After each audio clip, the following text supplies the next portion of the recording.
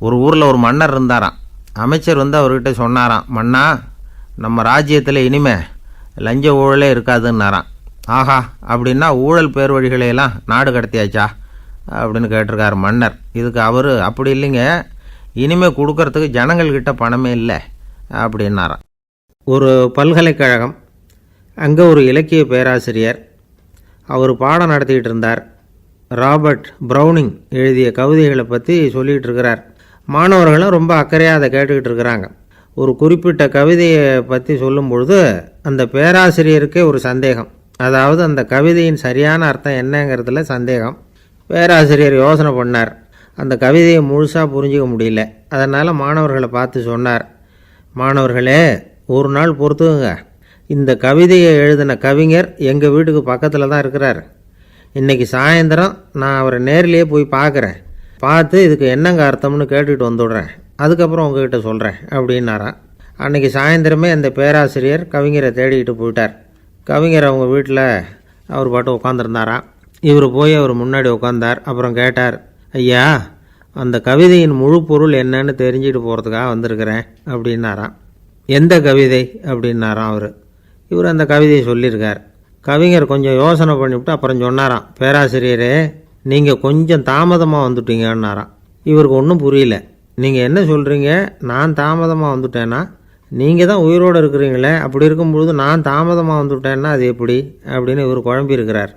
இப்போ கவிஞர் சொன்னாராம், ஐயா, நான் உயிரோடு இருக்கிறேன்னா இல்லையாங்கிறது முக்கியம் இல்லை. நான் அந்த கவிதை வரிகளை எழுதினப்போ 2 பேருக்கு அதோட அர்த்தம் தெரிஞ்சிருந்தது. இப்போ ஒரே ஒருத்தருக்கு தான் அதோட அர்த்தம் தெரியும் அப்படின்னாராம். பேராசிரியர் யோசனை பண்ணியிருக்கார். அப்படின்னா அந்த ஒருத்தர் கவிஞர் ராபர்ட் ப்ரௌனிங்கை தவிர வேறு யாராக இருக்க முடியும்?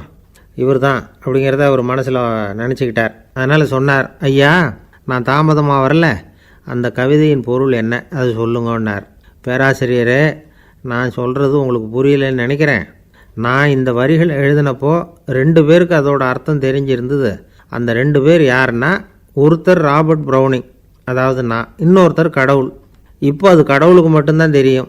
நானே இதை பற்றி பல தடவை யோசனை பண்ணி பார்த்தேன். இது ரொம்ப அழகானது, ஆனாலும் ரொம்ப வழுக்கலானது. அதை பிடிச்சிட்டோம்னு நினச்சிக்கிட்டு இருக்கும் பொழுதே காற்று மாதிரி அது உங்ககிட்ட இருந்து ஓடி போயிடுது. எனக்கு ரொம்பவும் வருத்தமாக தான் இருக்குது. நிச்சயமாக நான் தான் இந்த வரிகளை எழுதியிருக்கிறேன். அதில் அர்த்தம் இருக்குங்கிறது எனக்கு தெரியும், அதை நான் உணர்கிறேன். ஆனால் நீங்கள் என்னை மன்னிக்கணும். எனக்கே கூட அதை என்னால் விளக்க முடியல. அப்படி இருக்கும் பொழுது உங்களுக்கு எப்படி அதை நான் விளக்க முடியும் அப்படின்னாராம் அந்த கவிஞர். அனுபவிக்கப்படக்கூடிய எல்லாமே விளக்கப்படக்கூடிய ஒன்றல்ல, விளக்கப்படும் எல்லாமே அனுபவிக்கப்படக்கூடிய ஒன்றல்ல அப்படிங்கிறது ஞானிகளுடைய கருத்து. அதுக்காக தான் அந்த சம்பவம். வாழ்க்கையில் நீங்கள் தொடர்ந்து ஆய்வு செய்து கொண்டே இருக்கக்கூடிய விளக்கங்களை ஒருபோதும் அடைய முடியாத பரிமாணங்கள் இருக்கிறதுனால தான் அது அலுப்பு தட்டாமல் இருக்குது. உங்களால் நிறைய அனுபவிக்க முடியும். இருந்தாலும் நீங்கள் அனுபவித்து அறிந்த விஷயங்கள் கூட வார்த்தைகளால் விளக்கப்பட முடிவதில்லை அப்படிங்கிறது பெரியோர் சிந்தனை. இதெல்லாம் ஒரு பக்கம் இருக்கட்டும். நமக்கு தெரிஞ்ச பேராசிரியர் ஒருத்தர் 1 மணி நேரம் ரொம்ப விவரமாக வகுப்பு எடுத்தார். கடைசியாக சொன்னார், மாணவர்களே, ரொம்பவும் எளிமையாக விளக்கமாக எல்லா விவரமும் சொல்லியிருக்கிறேன். அதனால் இதில் உங்களுக்கு சந்தேகம் வர்றதுக்கு வாய்ப்பே இல்லை.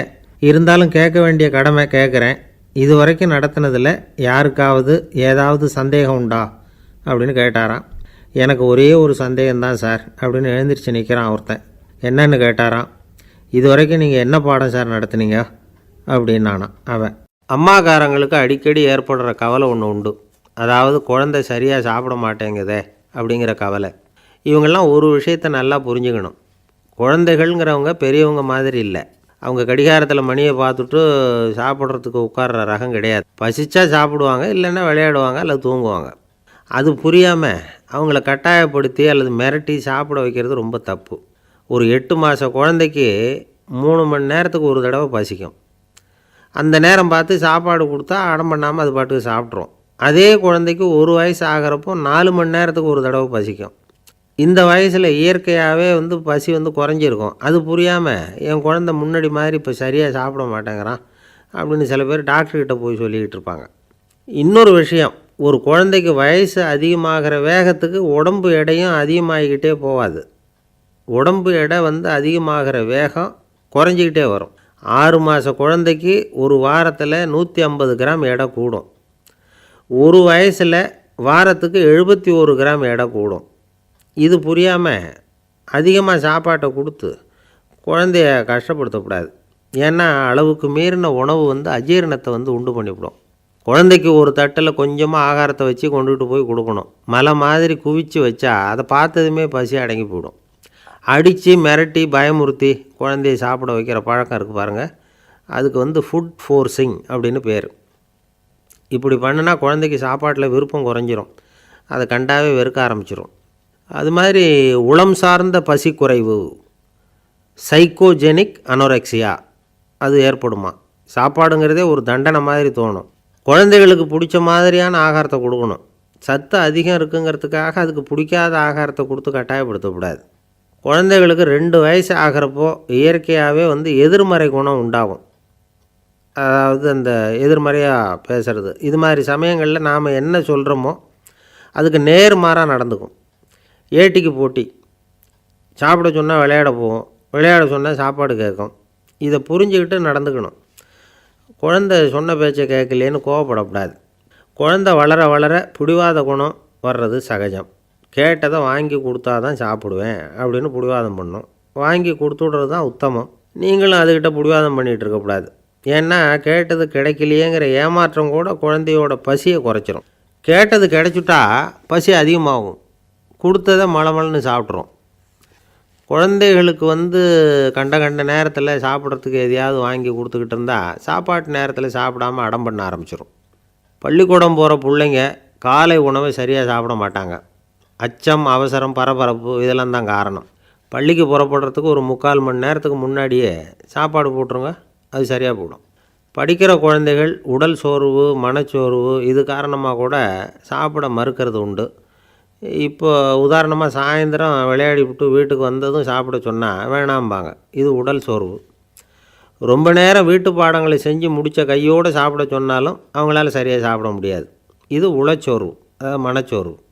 இதை தவிர குழந்தைகளுக்கு உடல் நலக்குறைவு ஏற்பட்டால் கூட சாப்பிட மறுக்கிறது உண்டு. சில மருந்து மாத்திரைகள் கூட பசியை குறைச்சிரும். அதனால் சரியாக தெரிஞ்சுக்கிட்டு குழந்தைகளை சாப்பிட வைக்கணும். அது புரியாமல் கையில் சாப்பாட்டு தட்டை வச்சுக்கிட்டு குழந்தைகளை விரட்டிக்கிட்டு அலையக்கூடாது. ஒரு சின்ன பையன் சொன்னான், எங்கள் அம்மா சாப்பாடு போடுறது தெரிஞ்சால் நான் உடனே வீட்டை விட்டு வெளியில் ஓடி போடுவேன் அப்படின்னா. ஏன் அப்படி பண்ணுறேன்னு கேட்டோம்.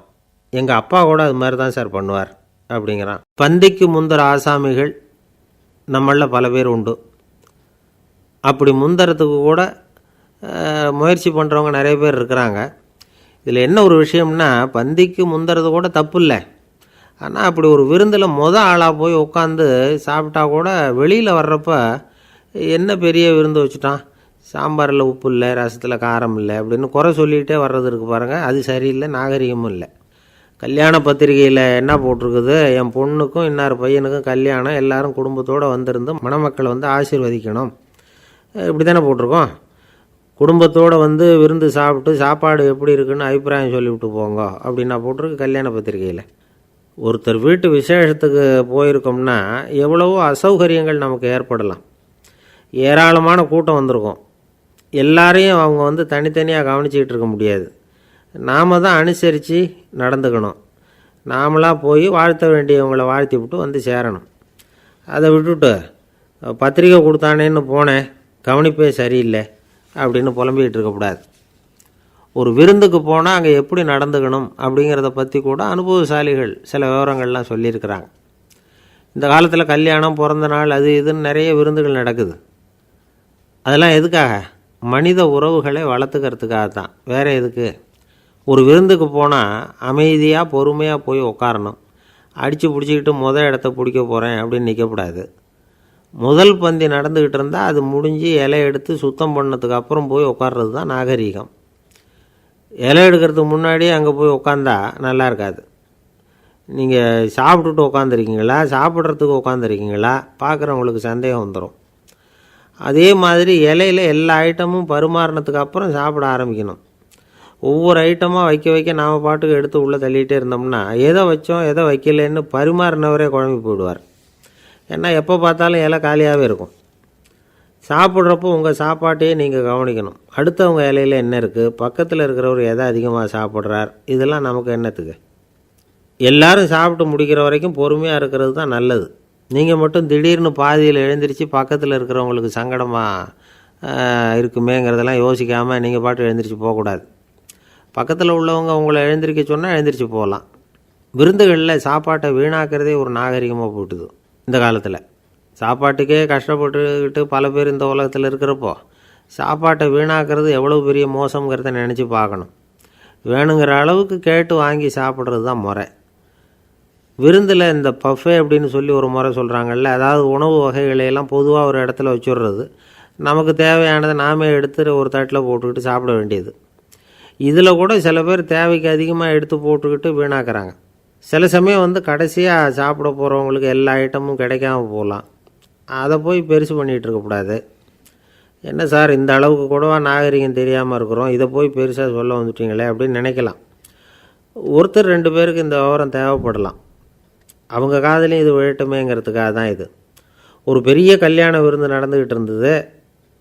விருந்து மண்டபத்து வாசலில் ஒருத்தர் நின்றுக்கிட்டு வர்றவங்களையெல்லாம் ரொம்ப மரியாதையாக வணங்கி உள்ளே அனுப்பி வச்சுக்கிட்டு இருந்தார். எப்படி தெரியுமா? வர்றவங்க கையெல்லாம் பிடிச்சி முத்தம் கொடுத்து அதுக்கப்புறம் உள்ளே அனுப்பி வச்சுக்கிட்டு இருந்தாராம். கூட்டம்லாம் முடிஞ்சதுக்கப்புறம் அவர்கிட்ட போய் கேட்டிருக்கிறாங்க, சார் நானும் எவ்வளவோ விருந்துகளுக்கு போயிருக்கிறேன், இருந்தாலும் இவ்வளவு மரியாதையாக வர்றவங்க கைக்கெல்லாம் முத்தம் கொடுத்து வரவேற்கிறத இங்கே தான் பார்க்குறேன் அப்படின்னு சொன்னாங்க. அதுக்கு அவர் சொன்னார், அட போங்க சார், நான் முத்தம் கொடுக்கல, முந்தின பந்திக்கு சாப்பிட்டவங்களே அடுத்த பந்திக்கும் வர்றாங்களான்னு மோந்து பார்த்து அனுப்பி வச்சுக்கிட்டு இருந்தேன் அப்படின்னார். ஒருத்தர் மனசில் நிம்மதி இல்லாமல் உட்காந்துருந்தார். என்ன சார் விஷயம் அப்படின்னு விசாரித்தேன். அகலக்கால் வச்சுட்டேன், அதுதான் அவதிப்படுறேன்னார். விவரமாக சொல்லுங்கன்னு. வீடு கட்டணும்னு ஆரம்பித்தேன், வேலை பாதியிலே நிற்கிது, கையில் பணம் இல்லை அப்படின்னார். இது மாதிரி ஆசாமிகள் பல பேரை நீங்கள் பார்த்துருக்கலாம். இவங்கெல்லாம் சுலபமாக மன அழுத்தத்துக்கு ஆளாயிடுறாங்க.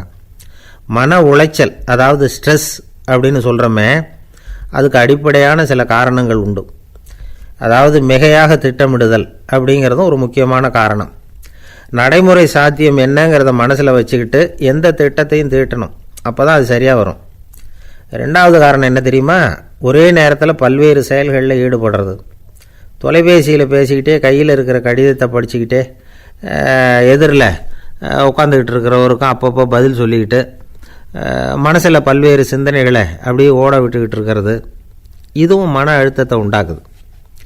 3வது காரணம், எதிலேயும் வெற்றி மட்டும் எதிர்பார்க்குற ஒருதலைப்பட்சமான ஆர்வம். நாம் தொட்டதெல்லாம் வெற்றியாகவே முடியணும் அப்படின்னு எதிர்பார்க்குறவங்க ஏதாவது ஒன்றில் தோல்வியை கண்டால் தோண்டு போயிடுறாங்க. எப்படியும் முடியலாம்ங்கிற எண்ணம் ஏற்கனவே நமக்குள்ளே இருந்துட்டுதுன்னா அந்த அவஸ்தை வராது. அதனால் அதுவும் நம்ம வளர்த்து கொள்ள வேண்டிய ஒரு குணம். மன உளைச்சல் ஏற்படுறதுக்கு இன்னொரு காரணம், எதையும் வேகமாக செஞ்சுடணும் அப்படிங்கிற துடிப்பு. அந்த துடிப்பே மனசை அழுத்த ஆரம்பிச்சிடும். எந்த ஒரு காரியத்திலையும் தாமதமோ இடையூறோ ஏற்பட்டால் அதை பொறுத்துக்கிற மனப்போக்கம் வேணும். அது இல்லாதவங்க அழுத்தத்துக்கு ஆளாயிடுறாங்க. சில பேர் வேலைன்னு எந்த நேரம் பார்த்தாலும் வேலையே கதின்னு கிடப்பாங்க. பொழுதுபோக்குக்கோ உடற்பயிற்சிக்கோ குடும்பத்தில் உள்ளவங்க அல்லது நண்பர்கள் கூட கலந்துரையாடவோ கொஞ்சம் கூட நேரம் ஒதுக்க மாட்டாங்க. இந்த சுபாவம் மன அழுத்தத்தை உண்டு பண்ணும். இதையெல்லாம் புரிஞ்சுக்கிட்டு அதிலிருந்து விடுபடுறது எப்படின்னு யோசிக்கணும். வல்லுநர்கள் இது தொடர்பாக சில யோசனைகளை சொல்லி வச்சிருக்கிறாங்க. அது என்னன்னா, வாழ்க்கைங்கிறது பிரச்சனைகளால் பின்னப்பட்ட ஒன்று, அது எப்போவுமே முடிவடையாத ஒரு தொடர்கதை அப்படிங்கிறத முதல்ல நாம் புரிஞ்சுக்கணும். ஒரே நேரத்தில் ஒரு காரியத்தில் மட்டுமே நாம் கவனம் செலுத்தணும். அடுத்தவங்க காரியத்தில் தலையிடக்கூடாது. எதையும் பேச ஆரம்பிக்கிறதுக்கு முன்னாடி நம்மை நாமே கேட்டுக்க வேண்டிய கேள்வி 2. 1, நான் சொல்ல போகிறது ரொம்ப முக்கியமானதா? 2வது, நான் சொல்கிறத அவங்க கேட்குறதுக்கு ஆசைப்படுறாங்களா? நான் பேசுகிறதுக்கு அது சரியான நேரம் தானா? இதை யோசித்து பார்த்ததுக்கப்புறம் எதையும் பேச ஆரம்பிக்கணும். முடிஞ்ச அளவுக்கு வளைந்து போகிற சுபாவத்தை வளர்த்துக்கணும். நம்ம நேரம் விலை மதிப்பு இல்லாதது, அதை வீணாக்கக்கூடாது. சிரிக்க தெரியலனாலும் பரவாயில்ல, முகத்தில் கொஞ்சம் புன்முறுவலாவது காட்டணும். இதெல்லாம் ரொம்ப முக்கியம். அடுத்தவங்க ஏதாவது செஞ்சால் உடனே நன்றி சொல்ல மறக்கக்கூடாது. தினமும் கொஞ்சம் நேரத்தை தனிமையில் செலவு பண்ணணும். மன உளைச்சலிருந்து விடுபடுறதுக்கு 3 முக்கிய வழிகள் சொல்கிறாங்க. அதை சுருக்கமாக ரெட் அப்படின்னு சொல்கிறாங்க, RED. ஆங்கில எழுத்தில். அந்த முதல் எழுத்து ஆர், அது என்னென்னா ரிலாக்ஸேஷன், அதாவது இடை ஓய்வு. ரெண்டாவது இ வந்து எக்ஸர்சைஸ், உடற்பயிற்சி. மூணாவது டயட், திட்டமிட்ட உணவு முறை. அதனால் தியானம், மூச்சு பயிற்சி இதெல்லாம் வந்து இந்த இடை ஓய்வுக்கு வழிகள். எந்த வேலையையும் தொடர்ந்து செய்யக்கூடாது, எல்லார்கிட்டையும் கலகலப்பாக பழகணும். மாதத்துக்கு ஒரு நாளாவது குடும்பத்தோடு வெளியில் போயிட்டு வரணும்.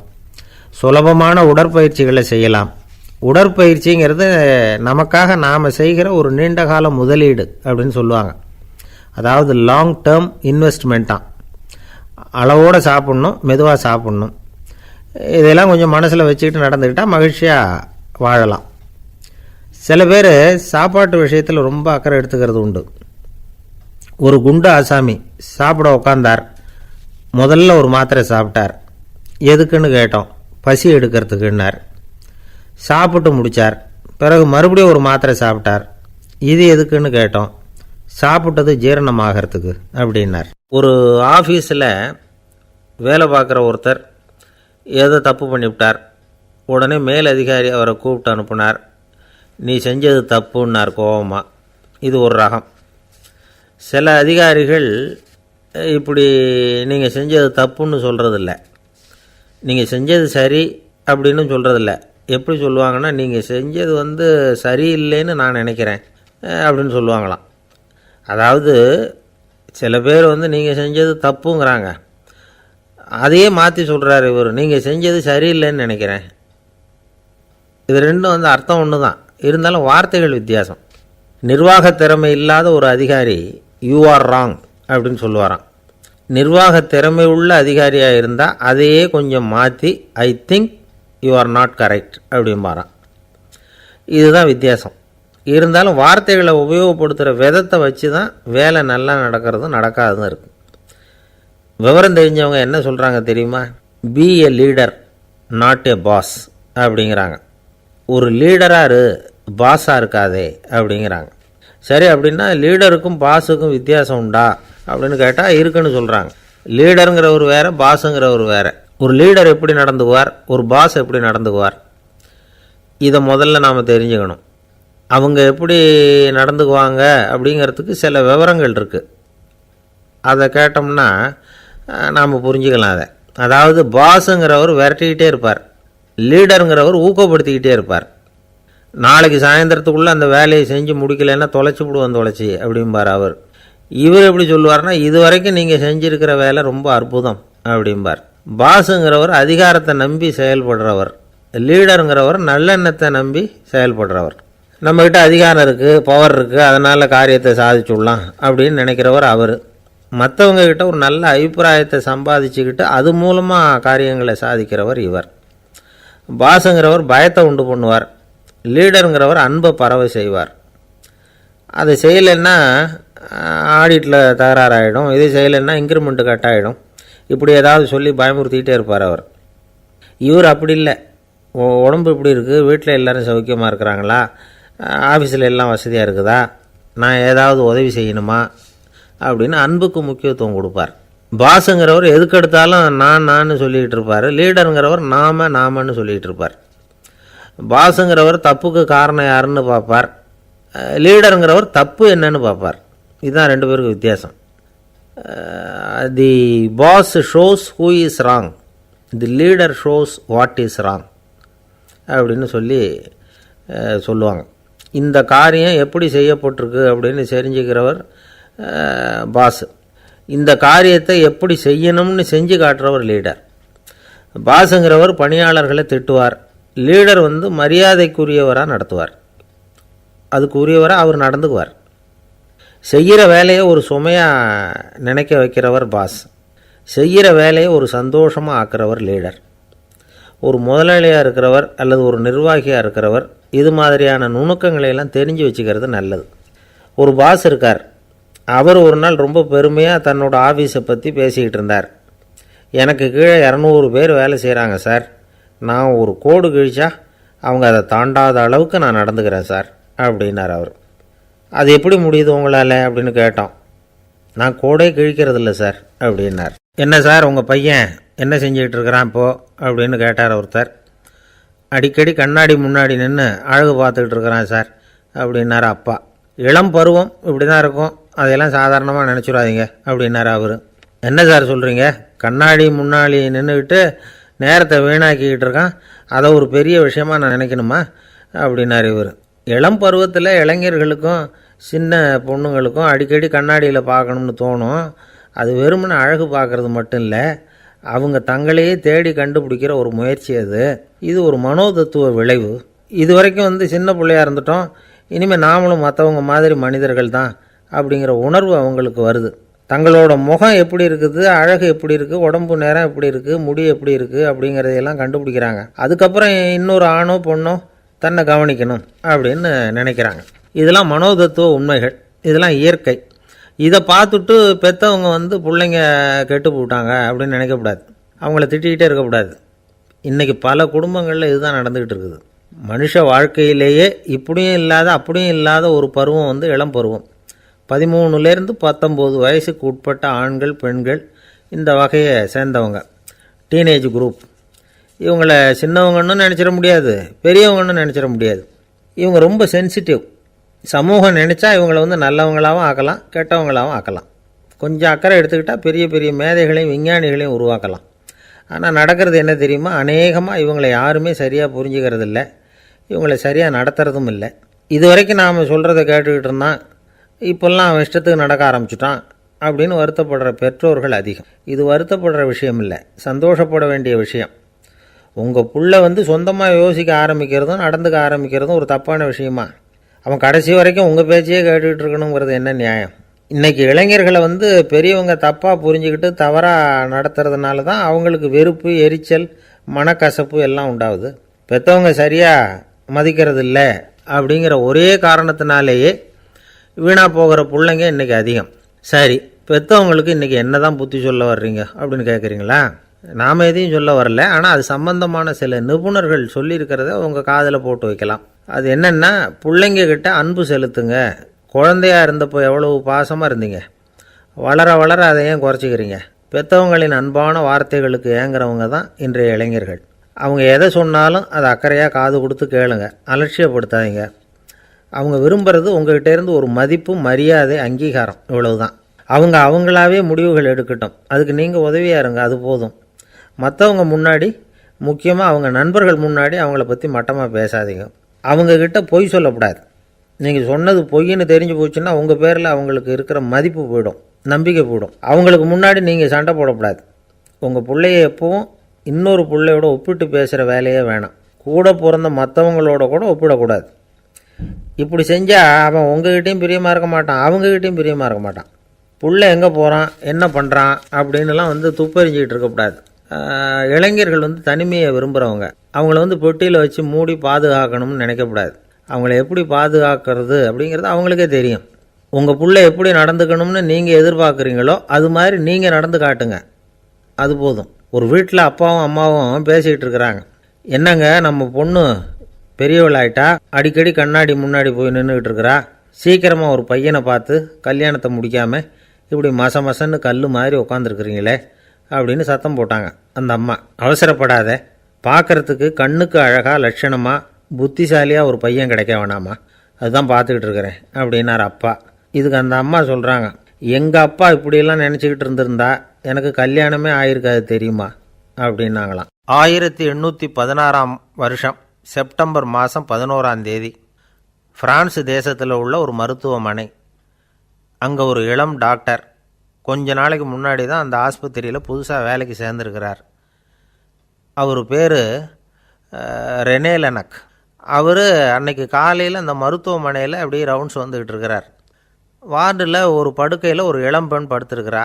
அந்த பொண்ணுக்கு இருதய நோயாக இருக்கலாம்ங்கிறது மற்ற டாக்டர்கள் சந்தேகம். அந்த காலத்துல எல்லாம் ஒருத்தருடைய இருதய துடிப்பை தெரிஞ்சுக்கணும்னா நோயாளியின் மார்பில் டாக்டர் காதை வச்சு பார்த்து தான் தெரிஞ்சுக்கிறது வழக்கம். ஆனால் இந்த பெண்ணும் இளம்பெண், அந்த டாக்டரும் புதுசாக சேர்ந்துருக்கிறவர். அதனால் பரிசோதனை பண்ண தயங்கினார். கொஞ்ச நேரம் யோசனை பண்ணார். திடீர்னு ஒரு ஞாபகம் வந்தது அவருக்கு. அதாவது அன்றைக்கி விடியற் காலையில் தோட்டத்தில் அப்படி வாக்கிங் போயிட்டு இருந்தப்போ சின்ன பசங்கள்லாம் ஒரு மரக்கட்டையை வச்சு விளையாடிக்கிட்டு இருந்தாங்களாம். அதை இவர் பார்த்துருக்கிறார். அது என்ன விளையாட்டுனா, ஒரு நீளமான மரப்பலகை, அதில் ஒரு முனையில் ஒரு பையன் தன்னுடைய காதை வச்சுக்கிட்டு இருக்கிறான், மறுமுனையில் இன்னொரு பையன் அந்த மரப்பலகையை ஒரு ஆணியால் கீறிக்கிட்டு இருக்கிறான். ஒரு முனையில் ஆணியால் கீறும் பொழுது மறுமுனையில் காதை வச்சிருக்கிற பையனுக்கு அந்த சத்தம் துல்லியமாக கேட்குது. அந்த டாக்டருக்கு காலையில் பார்த்த இந்த விளையாட்டு ஞாபகத்துக்கு வந்துட்டுது. உடனே என்ன பண்ணார் தெரியுமா? ஒரு நீளமான காகிதத்தை எடுத்தார், அதை அப்படியே உருளை மாதிரி உருட்டினார். ஒரு முனையை அந்த நோயாளியின் மார்பில் இடது பக்கம் வச்சார், இன்னொரு முனையில் தன்னுடைய காதை வச்சார். என்ன ஆச்சரியம்! நோயாளியின் மார்பில் நேரடியாக காதை வச்சு கேட்குறத விட துல்லியமாக கேட்டுது இதய துடிப்பு. இதய துடிப்பு மட்டும் இல்லை, மூச்சு இழுத்து விடுறது, திரவ பொருள்களின் அசைவு, எல்லா சத்தமும் தெளிவாக கேட்குது. கிரேக்க மொழியில் ஸ்டெத்தாஸ் அப்படின்னா மார்பு, ஸ்கோப்பின் அப்படின்னா பார்ப்பதுன்னு அர்த்தம். அதனால் டாக்டர் ரெனே லெனக் தான் கண்டுபிடிச்ச கருவிக்கு ஸ்டெத்தஸ்கோப் அப்படின்னு பேர் வச்சார். அவரே முதல் மாடலையும் செஞ்சார். அளவு ரொம்ப பெருசாக இருந்தது, சுலபமாக எடுத்துகிட்டு போகிறது கஷ்டம், அது அவ்வளோ கஷ்டமாக இருந்தது அது. அதனால் அவரே அதை அப்புறம் 2 பிரிவாக தயார் பண்ணார். இது 2 துண்டையும் டாக்டர் தன்னோட கோட்டு பாக்கெட்டில் வச்சுக்கலாம், தேவைப்படுறப்ப எடுத்து ஒன்றா சேர்த்துக்கலாம். இப்படி தான் அவர் ஆரம்பத்தில் பண்ணார். தன்னுடைய இந்த கண்டுபிடிப்பை பற்றி அவர் ஒரு புத்தகம் எழுதினார். நிறைய விற்றுது, புகழும் பணமும் சேர்ந்தது. பணமும் புகழும் சேர்ந்தது மாதிரியே அவருக்கு ஒரு நோயும் சேர்ந்தது. அது என்ன நோயின்னு கண்டுபிடிக்கிறதுக்கும் அவர் கண்டுபிடிச்ச கருவி தான் உபயோகப்பட்டு தான். அவரே அதை கண்டுபிடிச்சார். அவருக்கு வந்திருந்தது காச நோய். 1826ஆம் வருஷம் ஆகஸ்ட் மாதம் 13ஆம் தேதி உலகத்தின் முதல் ஸ்டெதஸ்கோப்பை கண்டுபிடிச்ச டாக்டர் ரெனே லெனக் காலமானார். அவர் சாகிறதுக்கு முன்னாடி மரத்தால் செஞ்சு வச்சுருந்த ஸ்டெதஸ்கோப்பை தனக்கு வேண்டியப்பட்ட ஒரு டாக்டர்கிட்ட கொடுத்து, என்னுடைய சொத்துக்கள்லேயே ரொம்ப வசந்தது அப்படின்னு சொன்னாராம். அதுக்கப்புறம் 3 வெள்ளைக்காரங்க சேர்ந்து இந்த கருவியில் சில மாற்றங்களை பண்ணாங்க. ஆனால் 1829 லண்டனில் டாக்டர் நிக்கோலஸுங்கிறவர் ஒரு காதால் இதய துடிப்பை கேட்குறத விட டாக்டர் 2 காதாலையும் கேட்குறது தான் சரியாக இருக்கும் அப்படின்னு ஒரு கருத்தை வெளியிட்டார். அதுக்கப்புறம் ரொம்ப காலம் கழித்து 1852 ஜார்ஜ் காமான் அப்படிங்கிறவர் ரப்பர் டியூப்களை உபயோகப்படுத்தி 2 காதாலையும் கேட்குற மாதிரி ஒரு புதிய வடிவத்தை அதுக்கு கொடுத்தார். அதுக்கு பிறகு அது படிப்படியாக எவ்வளவோ மாற்றங்கள் இருந்தாலும் ஆரம்பத்தில் டாக்டர் ரெனே லெனக் உருவாக்கின அடிப்படை மாடலை யாரும் மாற்றி அமைக்கலைங்கிறது தான் முக்கியமான விஷயம். நமக்கு தெரிஞ்ச ஒரு ஆஸ்பத்திரி, அதில் ஒரு நோயாளி, காலை நேரத்தில் நர்ஸு அந்த பக்கமாக போய்கிட்டு இருந்தாங்க. அதை பார்த்துட்டு ஒரு நர்ஸுன்னு கத்துறார். நர்ஸு அவசரமாக ஓடி என்ன விஷயம்னு கேட்டாங்க. சிஸ்டர், இங்கே பாருங்கள், உங்கள் டாக்டரை என் நெஞ்சில் அவர் காதை வச்சு கேட்டுக்கிட்டு இருக்கிறார் அப்படின்னார் நோயாளி. சிஸ்டர் பதட்டப்படாமல், அதனால் என்ன, இந்த டாக்டர் பழமையான விஷயங்களில் ரொம்ப நம்பிக்கை உள்ளவர், அதனால் ஸ்டெதாஸ்கோப்பை உபயோகப்படுத்தாமல் காதை வச்சு கேட்குறார், அது ஒன்றும் தப்பு இல்லை அப்படின்னாங்களாம். ஐயோ, அதுக்காக இல்லை சிஸ்டர், இவர் என் நெஞ்சு மேலே தலையை வச்சது நேற்று ராத்திரி 9 மணி, இப்போ விடிஞ்சு போச்சு, இன்னமும் தலையை எடுக்கவே இல்லை, அதுக்காக தான் சந்தேகப்பட்டு உங்களை கூப்பிட்றேன் அப்படின்னாராம். அரேபிய நாடு, அங்கே ஒரு ஆட்சி தலைவர், அரேபிய நாட்டு ஆட்சி பொறுப்பை ஏற்றுக்கிட்டவர். அவர் ஆட்சி பொறுப்பை ஏற்றுக்கிட்ட பிறகு ஒரு நாள் ஒரு தெருவில் நடந்து போய்கிட்டு இருந்தார். அவர் தோளில் ஒரு பெரிய துணி மூட்டை, அதை சுமந்துக்கிட்டு கடத்தெருவை நோக்கி அவர் போய்கிட்டு இருக்கிறார். வழியில் அவரை சந்தித்தார் உமர். அவர் கேட்டார், கலீஃபா அவர்களே, எங்கே புறப்பட்டுட்டீங்க அப்படின்னு கேட்டார். கலீஃபான்னா ஆட்சி தலைவர்னு அர்த்தம். இதுக்கு அவர் சொன்னார், நான் துணி வணிகம் செய்கிறவன், அதனால் துணி வியாபாரம் செய்கிறதுக்காக போயிட்டுருக்கிறேன்னார். நீங்கள் இப்போ இந்த நாட்டுக்கு ஆட்சி தலைவர், ஆட்சி பொறுப்பில் இருக்கிறீங்க, நீங்கள் வியாபாரம் செய்ய போட்டால் அரசு பணிகளை செய்கிறது யார் அப்படின்னு கேட்டார் அவர். நான் அரசு பணிகளை மட்டுமே செஞ்சுக்கிட்டு இருந்தால் என் குடும்பத்தை காப்பாற்றுறது யார் அப்படின்னு கேட்டார் அவர். இப்படி கேட்டவர் யார் தெரியுமா? அவர் தான் அபூபக்கர், இறை தூதர் முகமது அவர்களுக்கு பிறகு கலீஃபாவாக தேர்ந்தெடுக்கப்பட்டவர். அப்போலாம் ஆட்சி தலைவர்களுக்கு சம்பளம்னு எதுவும் கிடையாது. இந்த பிரச்சனையை எப்படி தீர்க்கிறதுன்னு யோசனை பண்ணார் உமர். அபு உபைதா அவர்கள்கிட்ட அழைச்சிட்டு போனார். அவர் யாருன்னா, அவர் தான் பொது நிதி கருவூலத்தின் பொறுப்பாளர். அவர்கிட்ட பிரச்சனையை சொன்னார். இது மாதிரி ஆட்சி தலைவருக்கு பொது நிதியிலிருந்து ஊதியம் அளிக்க முடியுமான்னு கேட்டார். பொது நிதி விதிகளின்படி அதுக்கு சாத்தியமில்லைன்னு சொல்லிவிட்டார் அவர். சரி, வேறு ஏதாவது வழி இருக்குதான்னு கேட்டார் உமர். அபு உபைதா கொஞ்சம் யோசனை பண்ணி பார்த்தார். அப்புறமா சொன்னார், மக்காவிலிருந்து மதீனாவுக்கு குடிபெயர்ந்து வந்த அகதிகளுக்கு நிதி உதவி அளிக்கிறதுக்கு விதிகளில் இடம் இருக்கு. அப்படி பார்த்தா அபூபக்கரும் அகதி தானே, அதனால் எல்லா அகதிகளுக்கும் கொடுக்கறது மாதிரியே அவருக்கும் ஒரு தொகை அளிக்கலாம்னார். கலீஃபா அபூபக்கருக்கு இந்த அகதி உதவி தொகையைத்தான் கொடுத்துட்டு வந்தாங்களாம். குடும்ப செலவுக்கு அது போதுமானதாக இல்லை. இருந்தாலும் கலீஃபாங்கிறதுக்காக மற்ற அகதிகளை விட அதிகமாக தொகையை பெற அவர் விரும்பலை. மார்பு பக்கம் கிழிஞ்சிருந்த ஒரு மேலாடையை தான் அவர் அணிஞ்சிருந்தார். அவருடைய துணைவியார் அஸ்மா அவங்க ஒரு நாள் தேன் அருந்த ஆசையாக இருக்குன்னாங்களாம். நமக்கு கிடைக்கிற ஊதியம் குடும்ப செலவுக்கே போதுமானதா இல்லையே, இந்த நிலையில் தேன் வாங்கிறதுக்கு காசுக்கு நான் எங்கே போவேன்ருக்கார் அவர். கொஞ்ச நாள் கழித்து அவங்க ஒரு தொகையை அவர்கிட்ட கொடுத்து தேன் வாங்கிட்டு வர சொன்னாங்களாம். இவருக்கு ஆச்சரியம், ஏது இந்த பணம்னு கேட்டிருக்காரு. நீங்கள் தினமும் குடும்ப செலவுக்காக கொடுத்துக்கிட்டு வந்த பணத்தில் கொஞ்சம் கொஞ்சமாக மிச்சப்படுத்தி வச்சேன்னாங்களாம். அபூபக்கர் அந்த பணத்தை எடுத்துக்கிட்டு நேராக பொது நிதி கருவூல பொறுப்பாளர்கிட்ட போனார். இந்த பணத்தை பொது நிதியில் சேர்த்துருங்க, இது அதிகப்படியாக எனக்கு தரப்பட்டு வந்த ஊதியம், அடுத்த மாதத்துலேருந்து இந்த தொகையை குறைச்சிங்கன்னு வேற சொல்லிவிட்டாராம். பசியை தணிக்க தேவையான அளவு உணவு, ஒரு ஜோடி உடை, இதை தவிர கூடுதலாக மக்கள் பொது நிதியிலிருந்து வாங்கிக்கிறதுக்கு என் குடும்பத்தாருக்கு உரிமை இல்லை அப்படின்னு சொல்லி கண்டிப்பாக சொல்லிவிட்டாராம். அவர் வாங்கிட்டு வந்த அந்த குறைந்த ஊதியம் கூட அவர் மனசை உறுத்திக்கிட்டே இருந்தது. கடைசி நேரம் அவர் தம்முடைய மகள் ஆயிஷா அவர்களை அழைச்சார். மகளே, இதுவரைக்கும் பொது நிதியிலிருந்து நான் வாங்கிட்டு வந்த தொகை என்னுடைய இதயத்தில் பாரமாக அழுத்திக்கிட்டு இருக்கு. என் தோட்டத்தை விற்று அதில் வர்ற பணத்திலேருந்து நான் இதுவரைக்கும் வாங்கிட்டு வந்த ஊதிய தொகையை கணக்கு போட்டு பொது நிதியில் சேர்த்து விடு அப்படின்னாராம். பதவி ஏற்கிறதுக்கு முன்னாடி தன்கிட்ட இருந்ததை விட இப்போ கூடுதலாக என்ன சொத்து இருக்குன்னு பார்த்துருக்கார். ஒரு ஒட்டகம், ஒரு கோப்பை, ஒரு பணியாள், இதையும் அடுத்தபடியாக கலீஃபாவா வர்றவர்கிட்ட ஒப்படைச்சிருங்க அப்படின்னு விட்டாராம். அதே மாதிரி அடுத்து வந்த உமர்கிட்ட ஒப்படைச்சாங்க. அப்போ உமர் சொன்னாராம், அபூபக்கரே, இந்த முன்மாதிரியால் உங்களுக்கு பிறகு இந்த ஆட்சி பொறுப்பை ஏற்கிறவர்களை பெரும் நெருக்கடிக்கு ஆளாகி விட்டீங்க அப்படின்னு சொல்லி ரொம்ப கண் கலங்கினாராம். கடைசியாக அபூபக்கர் தன்னுடைய குடும்பத்தாருக்கு விட்டு சென்ற சொத்து ஒரு படுக்கை விரிப்பு, ஒரு போர்வை, அவ்வளவுதான். இது சிந்திக்க வேண்டிய ஒரு செய்தி.